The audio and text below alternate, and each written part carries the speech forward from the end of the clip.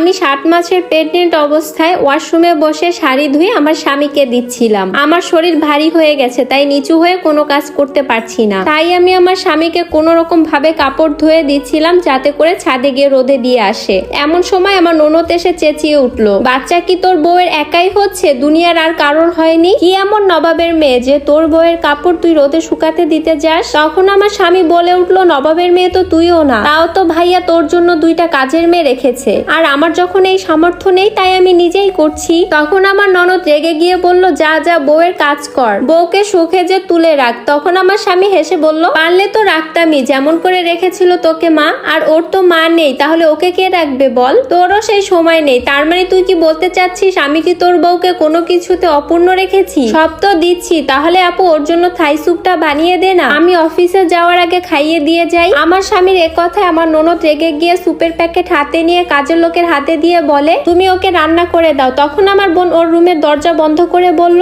আমরা যেন মা হইনি, বেড রেস্ট তো কোনো ডাক্তার আমাদেরকে দেয়নি। তখন আমার স্বামী বলল, আমার স্ত্রীর মা নেই, বাবা আছে, কিন্তু তাও অনেক অসুস্থ, আর আমি তো তোর সাথেই থাকি, আমি যেহেতু সারাদিন বাইরে থাকি তাই তোর কাছেই ওকে রাখি। আমার বউয়ের প্যালাসেন্টার নিচের দিকে হওয়াতে ওকে বেড রেস্ট দিয়েছে, ওকে কোনো ভারী কাজ করতে নিষেধ করেছে। এক একজনের শরীর তো এক এক রকম, কেউ খুব দুর্বল হয়, কেউ খেতে পারে না, কারোর বেশি কারোর কম, কিন্তু যেই মেয়েরা এসব ফিল করে যায় তারাই যেন এসব আরেকজনের ব্যাপারে বুঝতেই চায় না। আমার স্বামীর একথা শুনে তখন আমার ননদ আরো রেগে গিয়ে দরজা বন্ধ করে দিল। তারপর কাপড়গুলো নিয়ে আমার স্বামী ছাদে শুকাতে চলে গেল। 20 মিনিট পর আমার স্বামী ছাদ থেকে রুমে আসতে আমি ওকে বললাম, বোনের সামনে আমাকে ছোট বানিয়ে নিজে মহান সাজছ? আমি কিছু করতে পারি না, আমি খারাপ বউ, এটাই প্রমাণ করতে চাচ্ছ?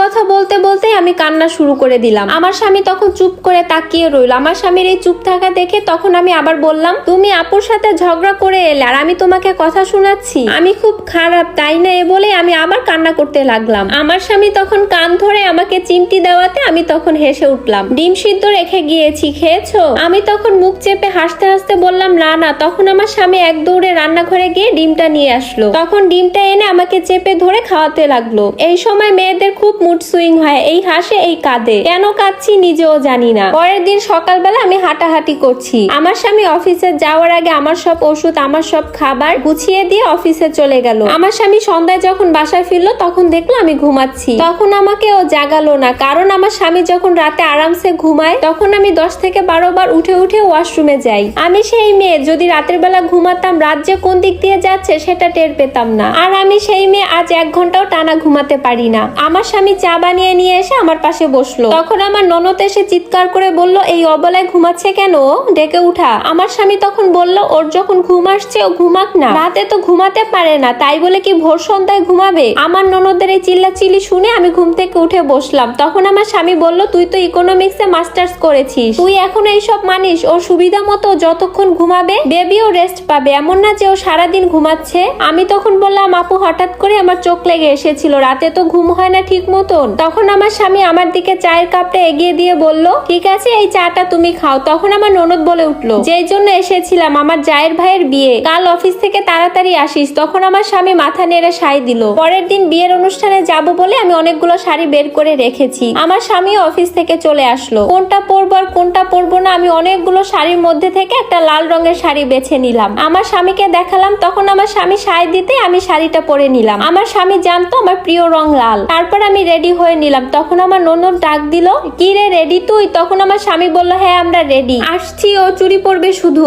তখন আমার ননদ রুমে ঢুকে বলল, মানে ও রেডি হচ্ছে কেন? আমার স্বামী বলল, কেন ও যাবে না? তখন আমার ননদ তাচ্ছিল্য করে বলল, এই অবস্থায়? তখন আমার স্বামী হেসে বলল, এই অবস্থায় মানে? এই অসুস্থ অবস্থায় ও বিয়েতে যাবে? ওইখানে কত মানুষ। আমার স্বামী তখন রেগে গিয়ে বলল, প্রেগনেন্সি কি অসুস্থ নাকি? ওর ভারী কাজ করা নিষেধ, কিন্তু বেড়াতে যাওয়া না। আমি কান্না কান্না চোখে আমার স্বামীর দিকে তাকিয়ে আছি। তখন আমি চুড়ি খুলে রেখে দিলাম। মানুষের চোখ কিন্তু ভালো না, তার উপর আবার লাল শাড়ি পরেছে। তোমাকে না আমি বলেছি এই সময় লাল রঙের কিছু পরতে নেই? আমি তখন ননদের এই কথা শুনে শাড়ি খুলতে নিলে তখন আমার স্বামী বলল, তুমি শাড়ি খুলো না, লোকের চোখে পড়বে মানে? আমাদের অফিসেই আছে 3 জন মহিলা প্রেগনেন্ট, রোজ তো তাদের অফিসের নানান লোকের সাথে দেখা হয়, তাদের তো কিছু হয় না? দুজনের লাস্ট মাসে সুস্থ স্বাভাবিক বাচ্চা হলো, কই কিছু তো হলো না তাদের। আর তাছাড়া শাড়ির সাথে তো বাচ্চার কোনো ক্ষতি হয় না, বরং ওর মন মতো খুশি কাপড় চোপড় পরতে পারলে ওর মনও ভালো থাকবে আর বাচ্চার মনও ভালো থাকবে। ও যদি হাসি খুশি থাকে তাহলে আমাদের বাচ্চাও হাসি খুশি থাকবে, আর যদি ওর মন খারাপ থাকে তাহলে বাচ্চারও মন খারাপ থাকবে। আমার স্বামীর আর ননদের এইসব কথা শুনে আমি তখন বললাম তোমরা চুপ থাকো, আমি যাব না। আমার স্বামী বলল কেন তুমি যাবে না? এত শখ করে কি সুন্দর করে সেজেছো তুমি, ভুলবে না তুমি কোনো কিছু, চলো আমরা বের হই। আমার ননদকে বলল আপু তুই যা বিয়েতে, আমি যাব না, আমি আমার বউকে নিয়ে অন্য কোথাও গিয়ে ঘুরে আসবো।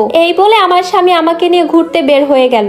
আমার চোখে মুখে যে হাসি ফুটে উঠছিল তখন মনে হচ্ছিল আমার সন্তানও যেন হেসে উঠলো। প্রেগন্যান্সি দারুণ একটা জার্নি মেয়েদের জন্য, তাদের চেনা জানা পুরো জীবন ওলটপালট হয়ে যায়। মেয়েদেরকে বোঝার চেষ্টা করুন, যেই মেয়েটা তার পুরো শরীর বাজি ধরে আপনার সন্তান এনেছে এই পৃথিবীতে, সবটা উজাড় করে এত কষ্ট সহ্য করে মা হয়ে উঠছে, আর আপনি যদি তার সামান্য ইচ্ছাগুলো পূরণ করতে না পারেন, যত্ন নিতে না পারেন, মুড সুইং সহ্য না করতে পারেন, তাহলে আপনি বাবা হচ্ছেন কিভাবে? শুধু নাম দিলেই কি বাবা হওয়া যায়? বাবা হওয়াও একটা প্রক্রিয়া। প্রেগন্যান্সিতে মা বাবা দুজনেরই সমান প্রক্রিয়া।